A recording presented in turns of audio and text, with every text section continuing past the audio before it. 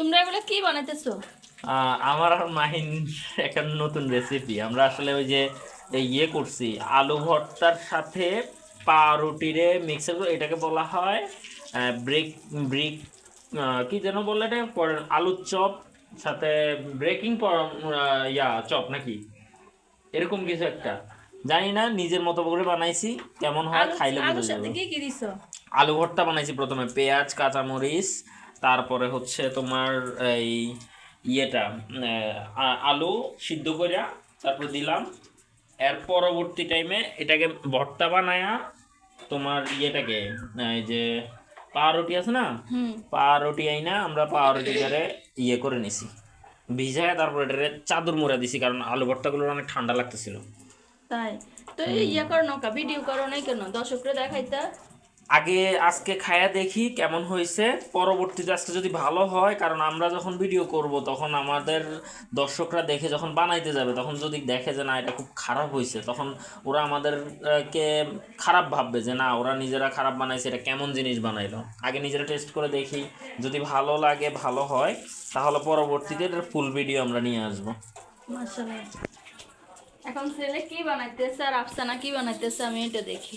ওকে, যাও, খাবারের সময় হলে তোমাকে ডাকবে। ও আচ্ছা, হেগুনটা দুষ্টামি করতেছে। হেগুনে বলে কি বানাই, কই কি বানাইতেছো? কি বল? সস না বানাইতেছো? সস তো সিদ্ধ ডিম দিয়েছি সিদ্ধতে। ও আচ্ছা। হ্যাঁ হ্যাঁ পুরো বয়েল।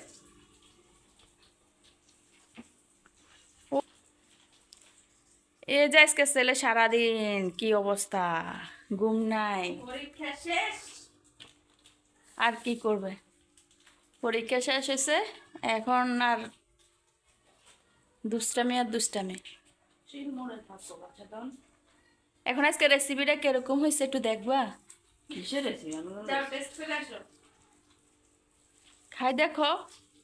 পরে পরে পরে। আমার মাহি, কালারটা কেমন হয়েছে? জোস।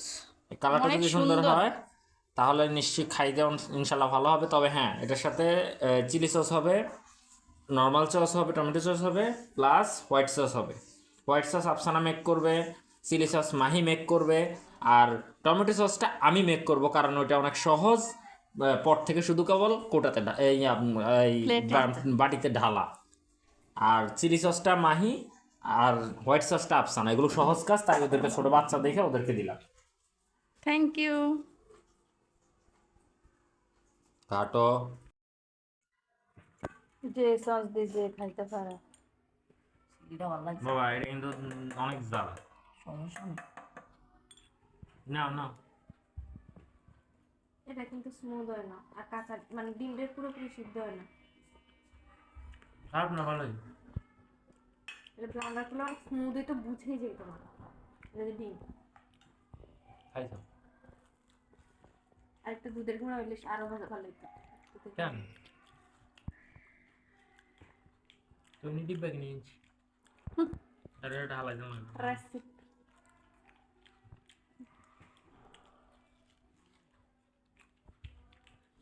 কঠোর পরিশ্রমের ফলে কয় ঘন্টা কঠোর পরিশ্রম। কম না, 7টা তো শুরু করছে না?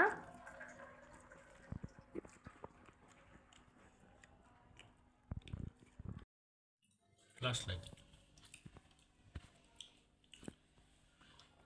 সাবিত্রীরা কিরকম হয়েছে? মাশাল্লাহ মাশাল্লাহ, দাঁড়া। ভিতরে অনেক সুন্দর হয়েছে। কি মজা, সস দিয়ে।